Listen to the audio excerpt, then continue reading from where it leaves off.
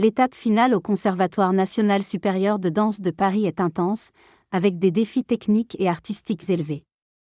Les étudiants doivent désormais réaliser des stages d'observation dans des compagnies professionnelles et travailler avec des danseurs renommés. Les auditions pour trouver du travail sont source de tension. Une étudiante choisit de transmettre sa variation libre avec le danseur Nicolas Laure. L'importance de maîtriser le tempo et de créer des émotions est soulignée. Lors des répétitions, le concours de Lausanne représente un enjeu majeur pour certains, offrant des opportunités professionnelles. La préparation pour les auditions en Allemagne à Dortmund est empreinte d'excitation et de nervosité. C'est une année chargée pour cette danseuse qui se prépare pour des auditions avec une compagnie classique. Elle passe beaucoup de temps en studio et se sent stressée par ce moment crucial pour sa carrière. Son désir profond est d'obtenir un contrat et de vivre de ça. Passion pour soulager ses parents. Elle envisage de passer l'audition du master au conservatoire pour améliorer ses compétences d'interprète. Elle constate la nécessité de plus de diversité dans le monde de la danse et se sent encouragée par son expérience au Prix de Lausanne. Malgré la concurrence internationale, elle se sent soulagée d'avoir réussi et veut se consacrer à la danse classique pour les 10 prochaines années. Elle réalise des stages d'observation dans des compagnies professionnelles, notamment à Munich, où elle est impressionnée par les danseurs renommés. Elle se sent valorisée et confiante en sa propre compétence après avoir dansé aux côtés de ces artistes. Les danseurs discutent de leur expérience au CNSM et de l'importance de partir de leur école pour découvrir ce qui se passe à l'extérieur. Ils abordent les difficultés des auditions, notamment suite à une blessure, et expriment des doutes quant à leur avenir dans une compagnie de danse.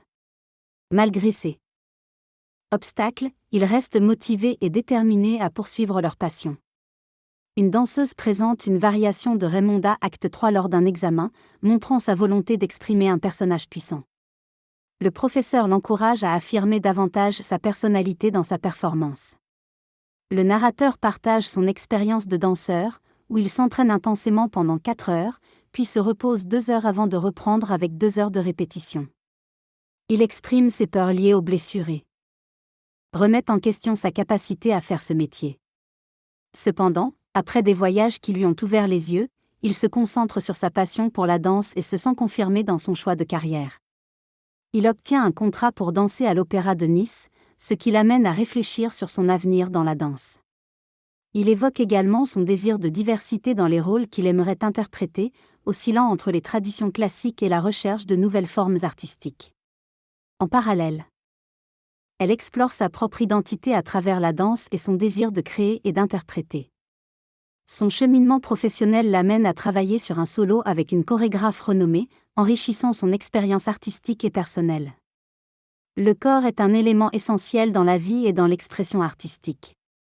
L'interprète souligne la différence entre son corps physique, qu'elle n'aime pas forcément tous les jours, et son corps qu'elle donne à performer sur scène. Elle met en lumière l'importance de l'aspect mental et de l'intériorité pour continuer à évoluer dans le monde de la danse malgré les obstacles. Après de longues heures d'entraînement, elle se sent légitime et prête à profiter de son talent lors de l'épreuve finale. Suite à ses efforts, elle a décroché des contrats dans des compagnies de renom, illustrant ainsi le début de sa carrière professionnelle dans le milieu de la danse.